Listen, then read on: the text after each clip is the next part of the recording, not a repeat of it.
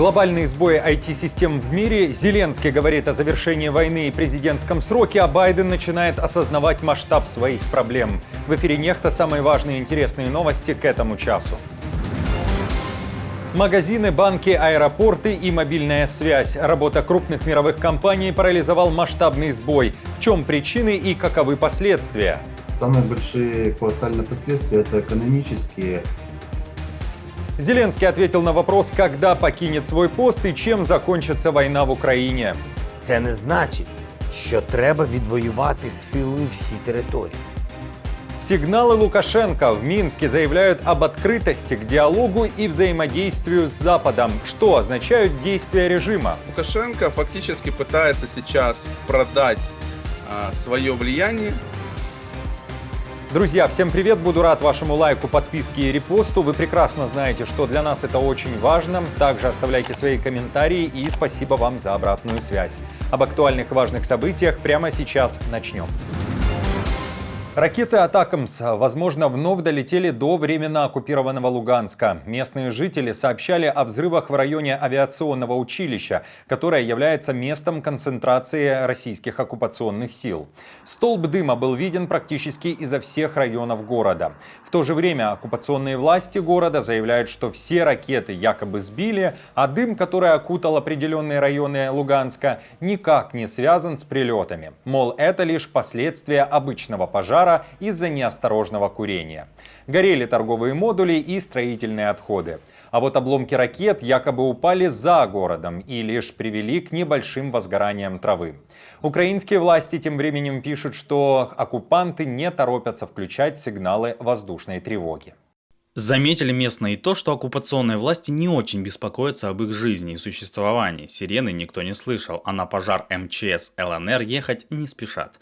Поэтому люди самостоятельно пытались бороться с огнем, забирать продукты и оттаскивать машины.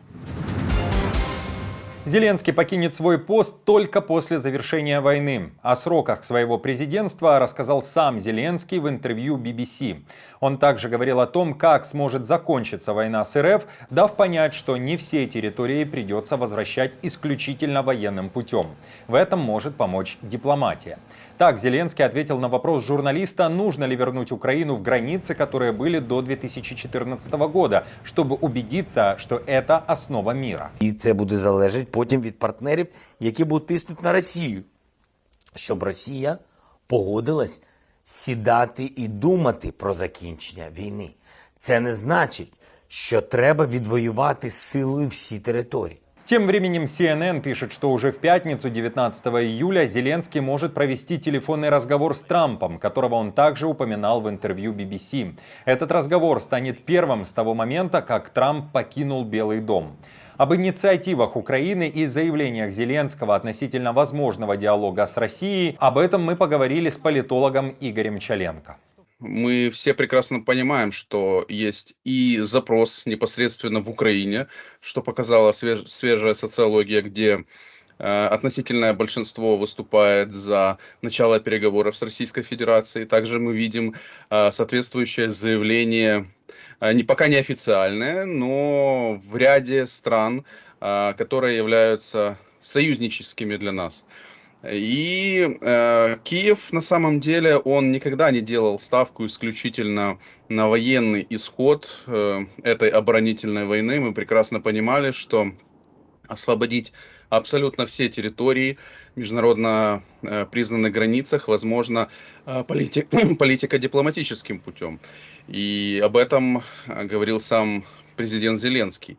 Но опять-таки мы понимаем, что в данном случае все-таки Украина наращивает как раз интенсивность мирного трека. Я думаю, что Киеву все равно придется сейчас искать дополнительные возможности для привлечения помощи и стимулирования кремлевского режима к началу переговоров. Но опять-таки, кто сегодня наиболее заинтересован в прекращении войны и достижении мира. Конечно же, Украина... К Байдену приходит осознание, что он может проиграть на выборах президента США, и, скорее всего, ему придется выйти из предвыборной гонки. О настроениях нынешнего главы Белого дома сообщает Нью-Йорк Таймс. В американской прессе также пишут, что Байден уже поручил провести опросы и изучить, какие шансы на выборах имеет вице-президент Камала Харрис. Сомневается в победе Байдена и 44-й президент США Барак Обама. Вашингтон-Пост пишет, он заявил соратникам, что Байдену нужно подумать о жизнеспособности его кандидатуры на выборах. Авторы издания также уточняют, что в частных беседах Обама называл Байдена великим президентом и выражал опасения, что его достижения могут оказаться под угрозой, если республиканцы получат контроль над Белым домом и Конгрессом в следующем году. Тем временем Трамп продолжает выступать на съезде республиканской партии и, конечно же, как и прежде, обещает мир во всем мире. Я положу конец каждому международному кризису, который создала нынешняя администрация, включая ужасную войну России с Украиной, которая бы никогда не произошла, если бы я был президентом, а также войну, которая началась нападением на Израиль, которой бы никогда не было, если бы я был президентом. Не о мире, а о войне, думает Ким Чен Ын. Он поддержал войну РФ против Украины, по сути назвав убийство украинцев справедливой войной для защиты суверенных прав и безопасности государства.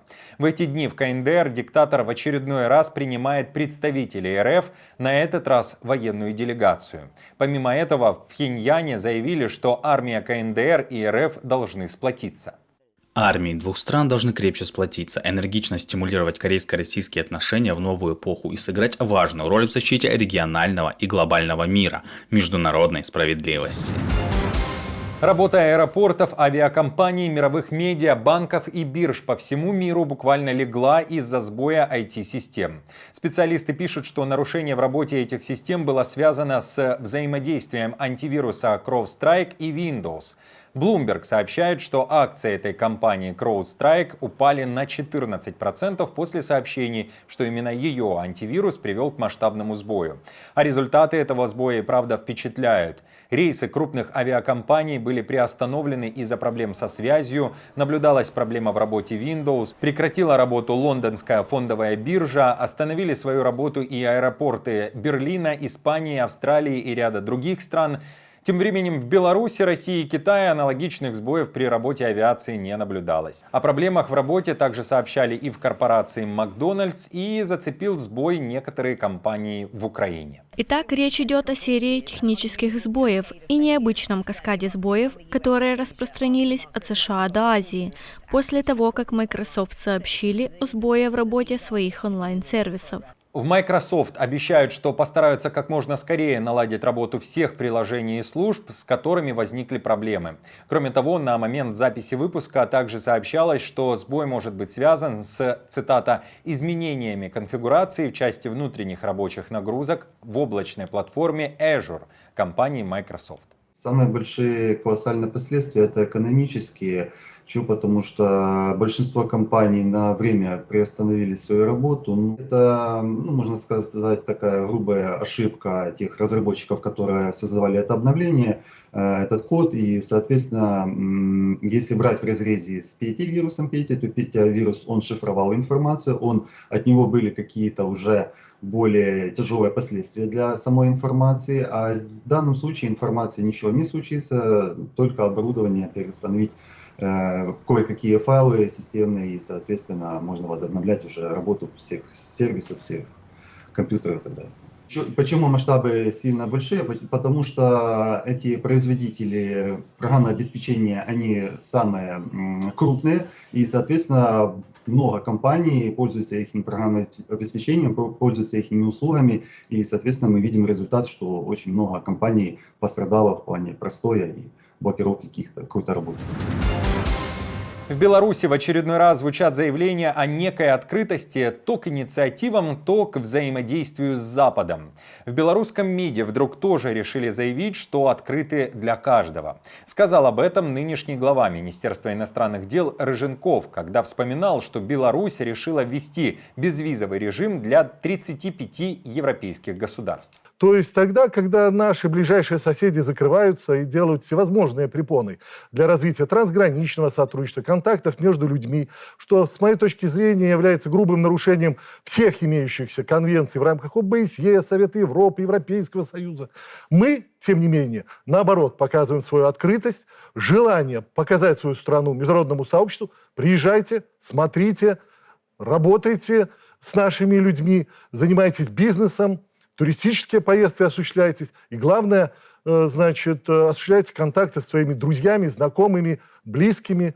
Вот. Но есть одна оговорка. Для владельцев дипломатических и служебных паспортов, для тех, кто сегодня, собственно говоря, стоит в основе вот этих санкционных вещей, будет продолжен визовый режим. Еще раз напомню, только в июле у Лукашенко уже успели заявить о том, что Минск держит свои двери открытыми для Парижа и готов делать шаги навстречу. Кроме того, были заявления о желании взаимодействовать с Соединенными Штатами. Что стоит за этими разговорами и какова стратегия Лукашенко, об этом мы также поговорили с политологом. Лукашенко фактически пытается сейчас продать свое влияние для того, чтобы снять хотя бы часть введенных санкций. Поскольку введенные санкции мешают, соответственно, работе бизнеса и работе, и в общем, экспорта продукции из Беларуси.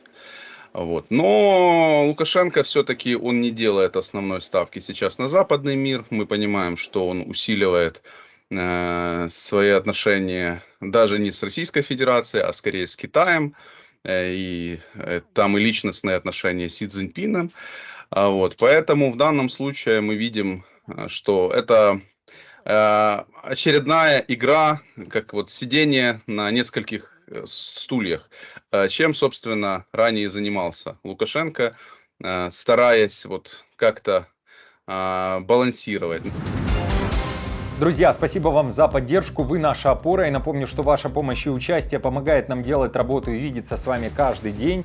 Постоянных донаторов и их комментарии вы видите сейчас на экране. Мы благодарны за эту поддержку. Если же вы хотите и можете присоединиться к их числу, то нажимайте на кнопку «Спасибо» под нашим роликом, отправляйте свой донат или становитесь постоянным спонсором нашего канала.